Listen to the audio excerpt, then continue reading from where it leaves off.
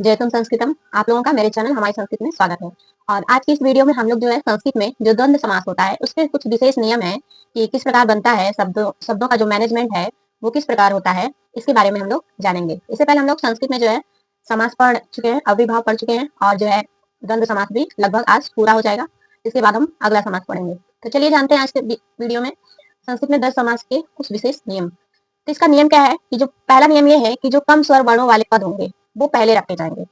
इसका कहने का मतलब ये है कि जैसे हमारा उदाहरण है रामश्च केशवश्च बराबर राम केशव।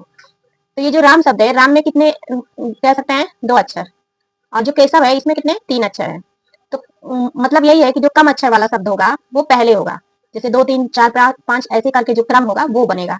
2 अक्षर वाला वर्ण है तो पहले वो आएगा, फिर 3 अक्षर वाला आएगा, फिर 4 अक्षर वाला आएगा। कहने का मतलब यही है। दूसरा हमारा नियम क्या है कि हिस्स स्वर वाले पद को पहले रखते हैं।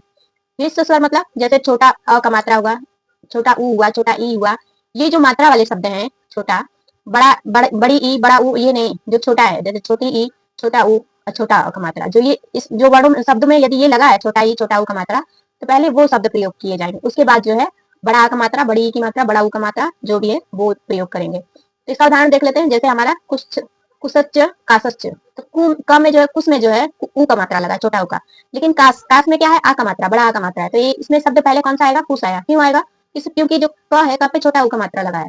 तो इससे आप लोग समझ गए होंगे कि जो भी छोटा ऊ का मात्रा हो, चाहे छोटी ई की मात्रा हो, चाहे छोटा अ का मात्रा हो, वो पहले आएगा। उसके बाद जो है हमारा बड़ा आ का मात्रा, बड़ी ई की मात्रा, बड़ा ऊ का मात्रा, ये प्रयोग होगा। तीसरा हमारा नियम क्या है, श्रेष्ठ या पूज्य पदों का प्रयोग जो है पहले होता है। श्रेष्ठ मतलब जैसे जो महान हो, जो पूजनीय योग्य हो। जैसे हमारा उदाहरण है माता च पिता च।